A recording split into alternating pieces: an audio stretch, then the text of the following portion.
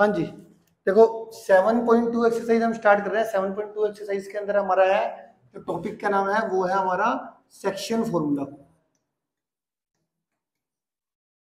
Section formula वो देख लेते कि क्या है सेक्शन फॉर्मूला के किस तरीके से अप्लाई होता है ये मैं आपको बताता हूँ। मान लेते हैं हमारे पास इस तरीके से ए बी एक लाइन सेगमेंट है और ए के कोऑर्डिनेट है x1 कोमा y1, बी के कोऑर्डिनेट है x2 कोमा y2। ठीक है जी। और एक पी पॉइंट है जो इस ए बी लाइन सेगमेंट को m रेशो n में डिवाइड करती है। किस रेशो में डिवाइड करती है? m रेशो n के अंदर डिवाइड करती है।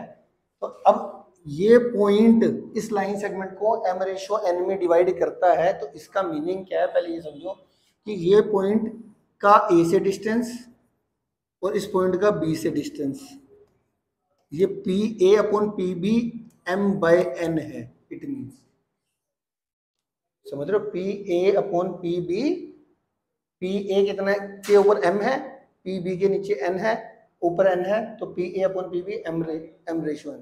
तो इस पी पॉइंट ने इस लाइन सेगमेंट को m रेशो n में डिवाइड कर दिया। ठीक है। अब क्वेश्चन क्या था जी, जितने भी क्वेश्चन है वो अगर आपको रेशियो गिवन होगी तो ये पूछेंगे इस पी पॉइंट के कोऑर्डिनेट निकालो by section formula. By section formula निकालना कैसे है ये देखो, पी के कोऑर्डिनेट कैसे निकालते हैं। आपने क्या करना है, ये जो m है ये वहां के x कोऑर्डिनेट से मल्टी, अब p का x कोऑर्डिनेट भी निकालना और y कोऑर्डिनेट भी निकालना है। तो p का x कोऑर्डिनेट कैसे निकलेगा, m इंटू x2 प्लस यहाँ जो n है वो यहाँ के x कोऑर्डिनेट से मल्टीप्लाई होगा, n into x1 upon m plus n। इसका x कोऑर्डिनेट आ गया। m वहाँ के x कोऑर्डिनेट से, n यहाँ के x कोऑर्डिनेट से मल्टीप्लाई, बीच में प्लस का साइन, अपॉन जो रेशियो है उसका सम नीचे, कोमा। अब p का y कोऑर्डिनेट भी निकालना है तो m को फिर वहाँ के y कोऑर्डिनेट से मल्टीप्लाई, m y2 और n यहाँ के y कोऑर्डिनेट से n y1 upon m plus n। ये सेक्शन फॉर्मूला से p के कोऑर्डिनेट निकल जाते हैं। हम एक क्वेश्चन लेके देख लेते हैं, जिससे कि ये पहला ही क्वेश्चन लेके देख लेते हैं, जिससे कि आपको क्लियर भी हो जाएगा और हमारा क्वेश्चन 1 भी क्लियर हो जाएगा। क्वेश्चन 1 क्या कहता है हमारे पास, आपको -1,7 एक पॉइंट तो ये दे रखा है, एक 4,-3 ये एक पॉइंट दे रखा है, और एक पॉइंट के कोऑर्डिनेट निकालने जो इसको 2:3 में डिवाइड करते हैं। इसमें डिवाइड करते हैं 2:3। अब क्वेश्चन में दोबारा पढ़ लेता हूँ। Find the coordinate of the point which divide the join of point join of -1,7 and 4,-3 in the ratio 2:3। तो कह रहा -1,7 और 4,-3 को ज्वाइन करके जो लाइन आई है, एक पॉइंट के कोऑर्डिनेट निकालने हैं, वो पॉइंट इस लाइन सेगमेंट को किस रेशो में डिवाइड कर रही है, 2:3 में डिवाइड कर रखी है, करती है, और पी के कोऑर्डिनेट निकालने। क्वेश्चन समझ में आ गया, वही सेक्शन फॉर्मूला लगना है। अब आपने इसमें देखो इन्होंने कोऑर्डिनेट का नाम नहीं दिए हुए, तो मैं यहाँ पे लिखूंगा लेट ए तुम्हारा -1,7 है एंड बी तुम्हारा 4,-3 है। साथ क्या थोड़ा थोड़ा लिखते भी जाओ।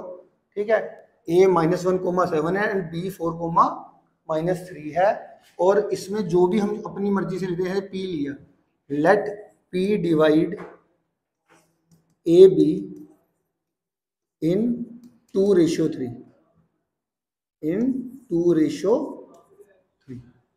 2:3 में अब ये जो पी पॉइंट है, आपको पता है ये पी पॉइंट, यहाँ पे लेट नहीं आएगा, यहाँ पे लिख दो here P divide A B in 2:3, क्योंकि दे रखा है हमको। ठीक है, अब पी के कोऑर्डिनेट निकालने बाय सेक्शन फॉर्मूला।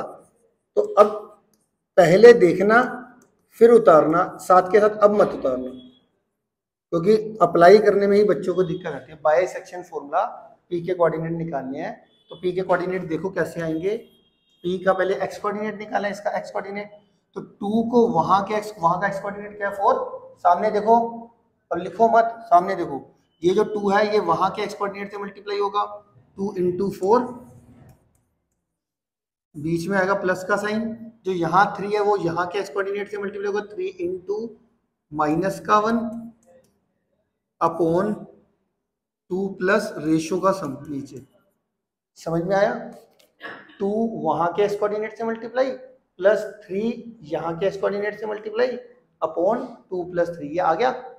इसी तरीके से ये जो 2 है ये वहाँ के वाई कोऑर्डिनेट से मल्टीप्लाई 2 इंटू माइनस का 3 प्लस जो 3 है ये वहाँ के वाई कोऑर्डिनेट से मल्टीप्लाई 3 इंटू 7 अपॉन 2 प्लस 3। जब भी आपने ये सेक्शन फॉर्मूला अप्लाई करना है ऊपर लिखना बाय सेक्शन फॉर्मूला। ठीक है, अब इसको सोल्व कर लो।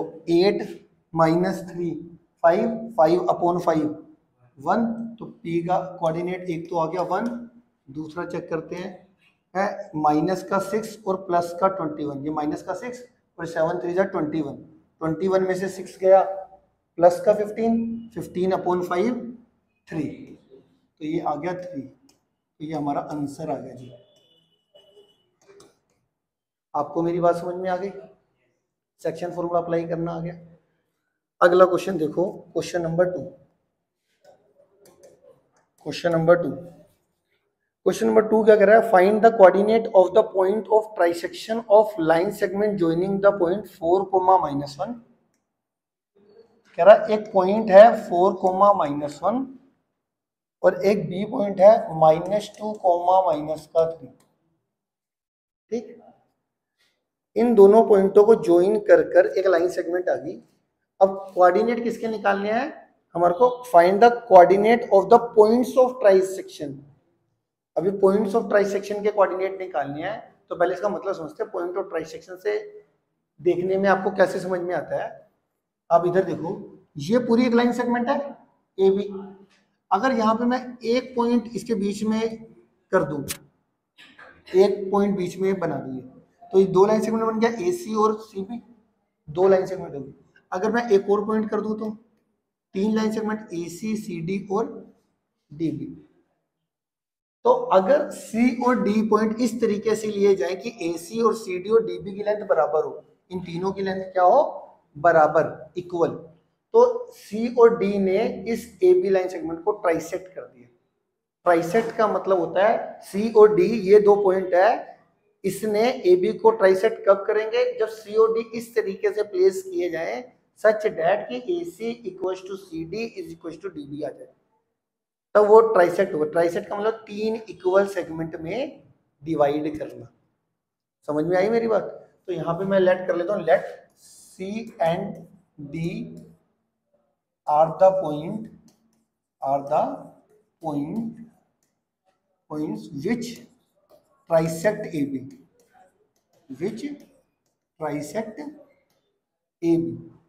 क्या मेरी बात समझ में आ गई? सी और डी ये 2 पॉइंट है जिन्होंने इस ए बी लाइन सेगमेंट को ट्राइसेक्ट करा सच दैट आप ऐसे भी लिखते हो A C is equal to C D is equal to D B. Clear हो गया? अब इसके बाद जो ये सी पॉइंट, अब ये कह रहा है जो जिन पॉइंट्स ने ट्राइसेक्ट किया था उसके कोऑर्डिनेट निकालने। जिन पॉइंट्स ने ट्राइसेक्ट किया था उनके कोऑर्डिनेट निकालने। तो फिलहाल के लिए सी और डी पॉइंट है जिन्होंने ट्राइसेक्ट किया था, तो सी और डी के कोऑर्डिनेट निकाले जाए। ठीक है, तो यहाँ पे तो मैं यहाँ पे देखो लेट, या यहाँ पे लिख दो here C divide A B in 1:2। अब आप बोलोगे ये देखो ये सी पॉइंट है, इस सी पॉइंट ने ए बी को 1:2 में डिवाइड किया। कैसे? ये जो सी पॉइंट है इसे लेफ्ट में कितनी लाइन सेगमेंट है? एक, राइट में कितनी है? 2। तो आप डायरेक्ट बोलना सी डिवाइड ए बी इन 1:2। क्योंकि ये 3 इक्वल सेगमेंट है ना, ये 3 क्या है? इधर एक सेगमेंट है, इधर 2 सेगमेंट, तो 1:2 हुआ ना।